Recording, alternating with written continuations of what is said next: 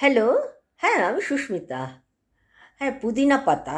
পুদিনা পাতার কি উপকার আপনারা তো জানেনই, সকলেই জানে, মোটামুটি জানেন, এবং পুদিনা পাতার একটা আলাদা স্বাদ আছে সেটাও আমরা জানি। তো এখন পুদিনা পাতা কতটা চুলের উপকারী সেটা কি জানেন? হ্যাঁ, সেটা আগে জেনে নিন।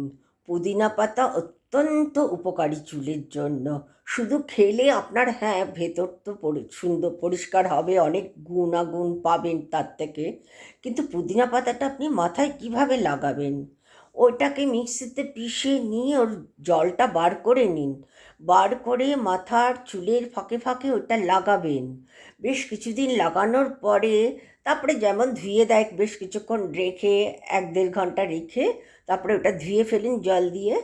দেখবেন আপনার চুল বৃদ্ধি পাচ্ছে, আপনার চুল ওঠা বন্ধ হবে, নতুন নতুন চুল গজাবে, এবং চুলের ভেতরে, আমাদের চুলের মাথায় যে আমাদের ত্বকটা রয়েছে, সেই ত্বকের কোনো ইনফেকশন আসবে না, চুলকানি বন্ধ হয়ে যাবে, শুষ্ক ত্বকটা এবং সতেজ হয়ে উঠবে। খুব উপকারী কিন্তু।